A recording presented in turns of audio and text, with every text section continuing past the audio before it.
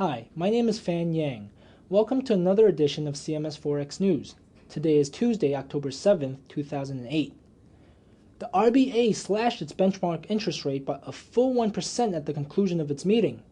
It was the biggest cut since 1992. The move can be a precursor for moves by other central banks as they try to get a handle on the widening credit crisis. Asian stocks, especially in Australia, rebounded on the news. The RBA is trying to bring down borrowing costs as its economy has already stalled, and now financial turmoil has increased the likelihood of a more pronounced downturn. The Bank of Japan held rates at 0.5%. In his conference, the bank's governor played down the chances that central banks will coordinate a concerted effort to lower rates. After a steep fall in yesterday's session, the Aussie-yen pair stayed within a smaller range today. It dipped following the RBA interest rate announcement, but was mixed throughout the trading session. Trading activity was similar for the Aussie dollar pair as well.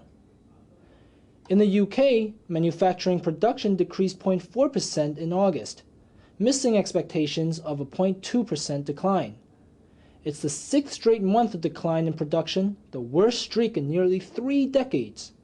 Production was down 1.9% from a year earlier, the weakest level since 2003. The pound-yen pair has found support near 176 today and rose in favor of the pound in a volatile session. The pair tested the 182 level after a 600 pip rally, but then retreated below 179 in afternoon New York trading.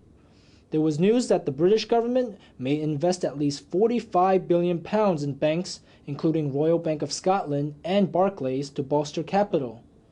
The two banks, however, denied any requests, but the episode shows that the UK Central Bank is trying to be more proactive during this crisis.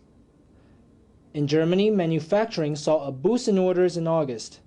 On the month, factory orders rose 3.6%, handily beating expectations. On the year, however, orders were down 7.6%, a bigger decline than expected. The 3.6% increase was the first time orders were positive in the last 9 months. Despite the positive headline, the ministry expects orders to fall going forward. Central banks around the world pumped $480 billion into the money markets in an attempt to staunch the worsening financial crisis in today's session. The ECB lent banks roughly 275 billion euros, while central banks of England, Japan, Australia, and Switzerland added smaller amounts as well. The Federal Reserve set a floor under its main interest rate, effectively lowering the overnight lending rate by about 0.75% to 1.25%. Also, the Fed announced it will create a special fund to purchase U.S. commercial paper, all in an attempt to unclog the credit pipeline. The euro-dollar pair rose for most of the session, but turned back once it climbed above 1.37. This may be indicative of last week's level of support now turning into a point of resistance. European stocks held it together overnight, finishing slightly down after being positive late in the session. In the U.S., Bernanke opened the door for a positive interest rate cut in a speech today, saying that the worsening conditions of the U.S. economy and the outlook going forward warrants officials to rethink their neutral stance toward monetary policy. FOMC minutes also supported Bernanke's comments, as risks to growth have increased as a result of the recent developments in the financial system. The dollar-yen pair was up compared to yesterday's low. U.S. stocks were bolstered by Bernanke's statements and the Fed's moves, but that rally quickly faded and stocks fell in the afternoon. Stocks are now down for the 5th straight session, with the Dow dropping more than 300 points today.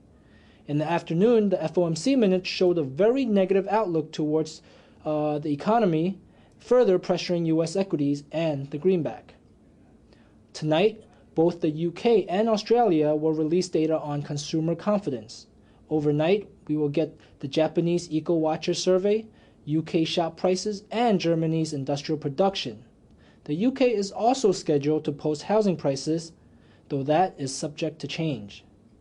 Tomorrow, Canada posts housing starts, the US releases pending home sales, and the UK reveals its leading index. That wraps up the day in Forex News. Join us again tomorrow right here at cmsfx.com.